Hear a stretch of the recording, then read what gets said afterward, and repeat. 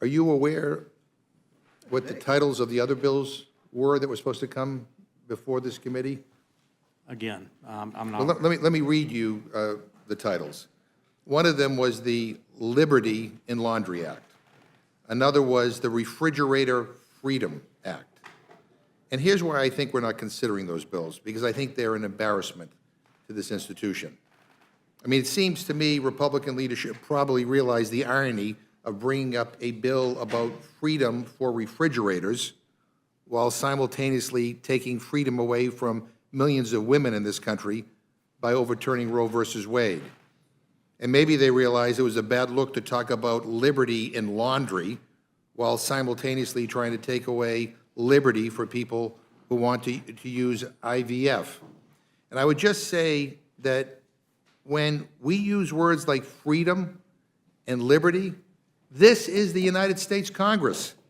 These are words that are written into our founding documents, ideas Americans have fought and died for. In Ukraine right now, soldiers and civilians are being killed because they are standing up for these very principles.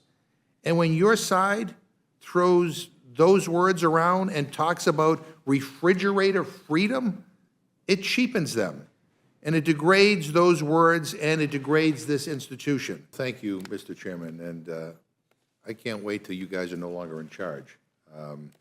Today, the committee will consider 4 measures, 3 for the first time and 1 for the second time after Republican leadership suffered an embarrassing procedural defeat on the House floor last week. First is H.R. 6192, the Hands Off Our Home Appliance Act. Republicans noticed a Rules Committee meeting on this bill weeks ago, but they were essentially shamed into pulling it from the agenda after they realized a bill on home appliances doesn't really meet the moment, considering all of the real crises that we have going on here in the United States and around the world. But I guess their shame only lasted a week. By the way, appliances in this country are getting more energy efficient. And I can't believe I need to say this, but that's a good thing. That's a good thing. It lowers utility bills, and it puts money back into the pockets of everyday people. And it's not happening by accident.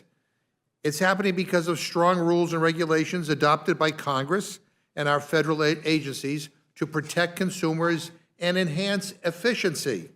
Why Republicans want to undo all of that is beyond me. I can only assume it's another favor for their corporate sponsors that call the shots. To claim that any of this is about consumer choice is just nuts.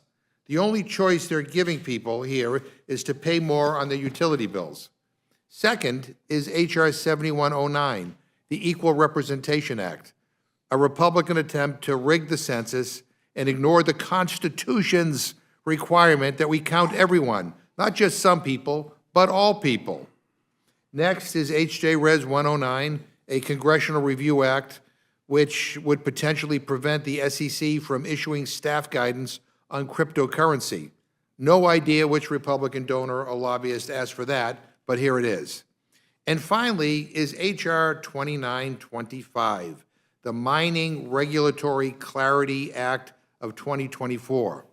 Again, last week, the House agreed in a bipartisan vote on the floor to send this bill back to the Natural Resources Committee with instructions to report it back with an amendment offered by Ms. Ledger-Fernandez. That amendment, the Ledger-Fernandez amendment, would have modified this bill to ban companies from foreign adversary nations from conducting mining activities on America's public lands. It would stop them from exploiting American resources and polluting our public lands, and then profiting off those resources and forcing the American taxpayer to do the cleanup. As you know, Mr. Chairman, her motion passed. So I'm a little puzzled why this bill is back before the Rules Committee and not the Natural Resources Committee. And since I won't have the opportunity to question the chairman of the Natural Resources Committee, I'm going to use this opportunity to ask for some clarification. And I'm happy to yield to you, Mr. Chairman, to explain if you think it's a good idea for Republican leaders to just ignore the House's vote and send this bill not to the Natural Resources Committee, but right back to the Rules Committee. Gentlemen, we yield. I think the Natural Resources has acted on this bill.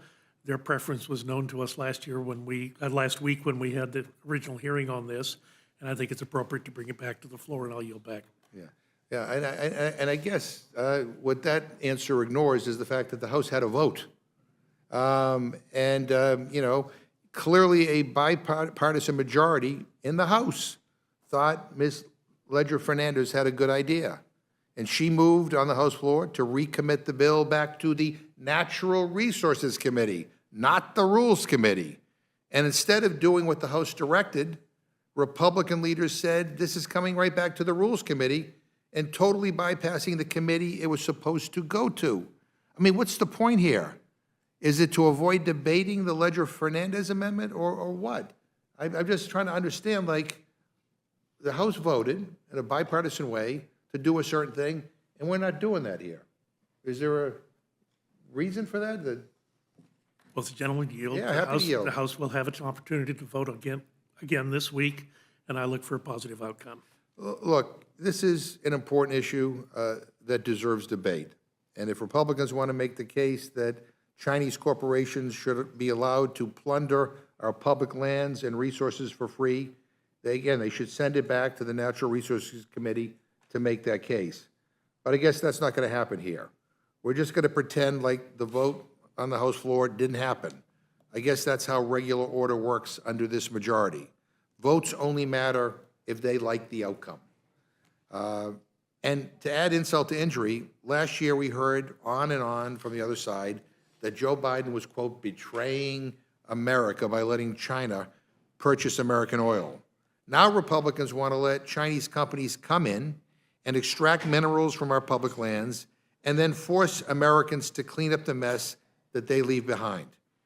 Now, I'd love to hear how my friends on the other side contort themselves to explain this obvious contradiction, but I don't think that we have the time.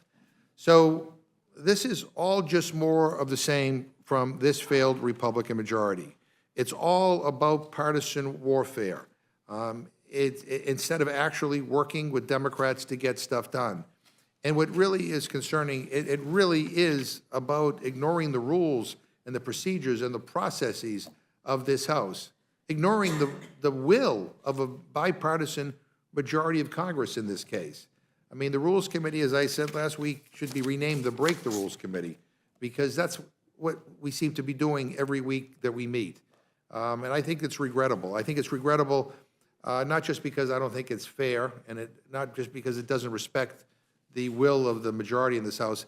I think it's regrettable because I think it further demeans this institution. And with that, I yield back. Thank you, Chairman Burgess, and congratulations on taking the gavel. It's a well-deserved honor.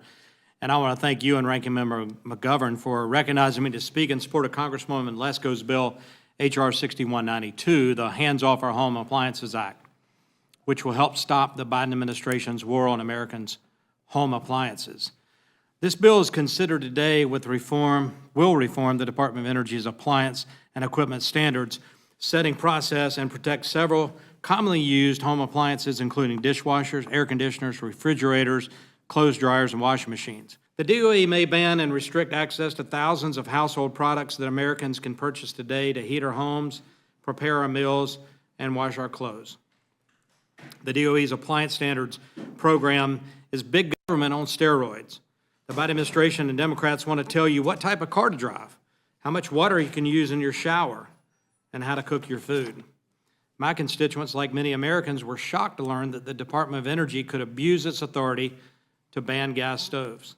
Thankfully, Congress came together, and we passed legislation to overturn the gas stove ban with a strong bipartisan vote last year.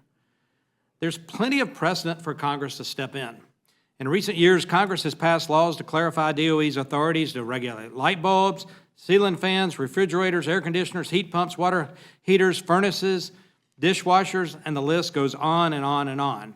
The fact that Congress has to step in so many times over the years demonstrates that the efficiency standard setting process is fundamentally broken, and it's no longer serving the interests of the American people. H.R. 6192, the Hands Off Our Appliances Act, will fix this fundamentally broken standard setting process. The last thing the DOE should be doing is making home appliances that Americans rely on every day even more expensive. The proposed ban on gas stoves was a wake-up call. The Biden administration should put affordability and reliability above the interest of the radical climate lobby. These bills in front of us today do just that, and I urge my colleagues on both sides of the aisle to join me in sending another strong message to the Biden administration to keep their hands off our home appliances. Thank you, Madam Chair. And let me just say, I mean, we're hearing some discussion about Secretary Granholm is obsessed with this and obsessed with that. I think what they're obsessed with is finding ways to save the consumers money and saving them undue costs. That's what this is all about. These efficiency standards that have already been put into place, Mr. Pallone pointed out, are going to save consumers billions and billions and billions and billions of dollars in the next several years. So I mean, I would rather do that, save consumers money, than merely pad the pockets of the fossil fuel industry. But anyway, thank you, Mr. Pallone, and thank you, Mr. Duncan, for being here.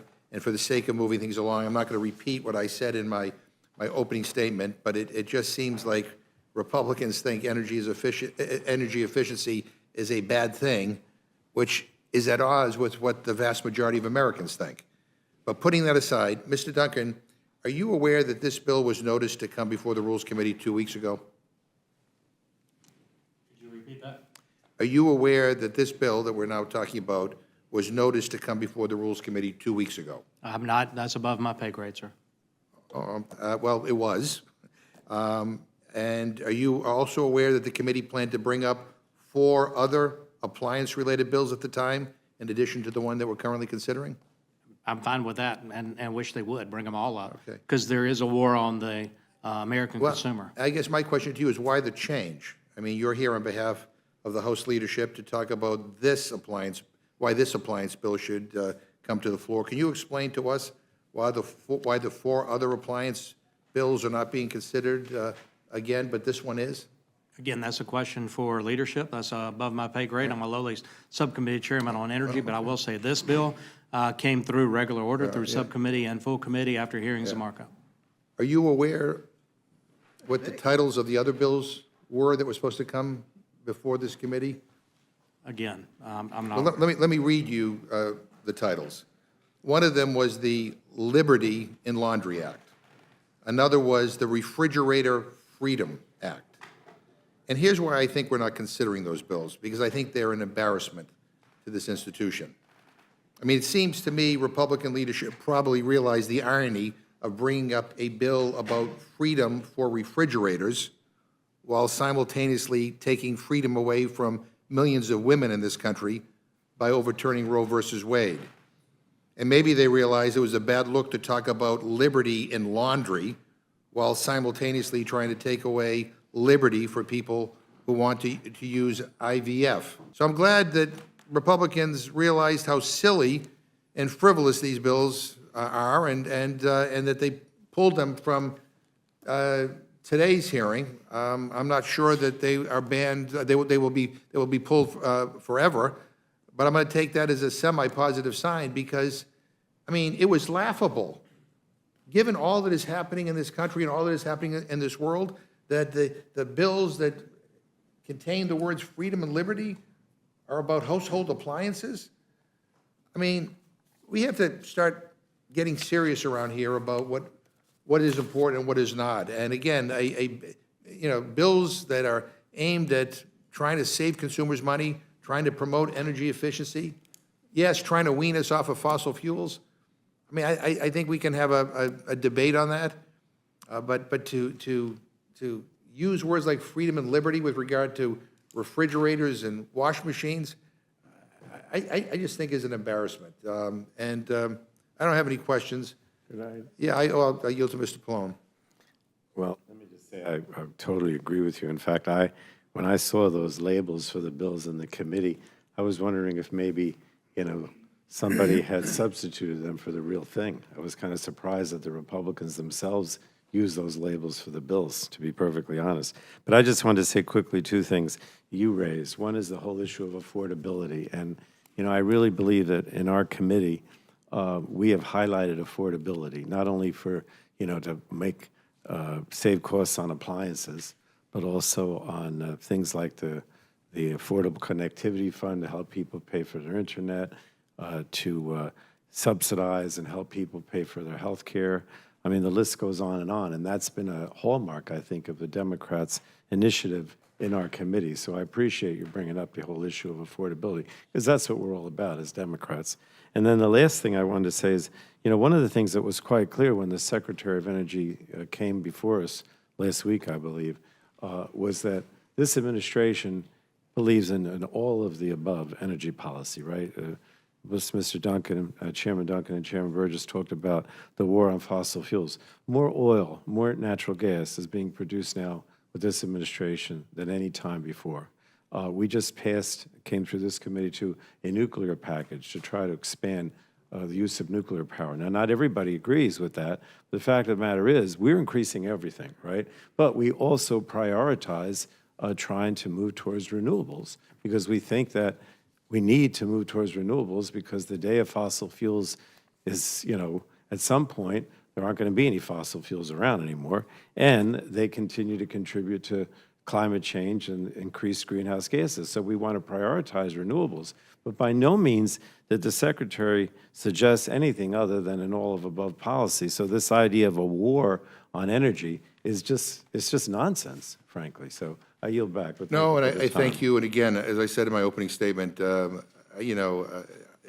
energy efficiency is not a bad thing. Saving consumers money is not a bad thing.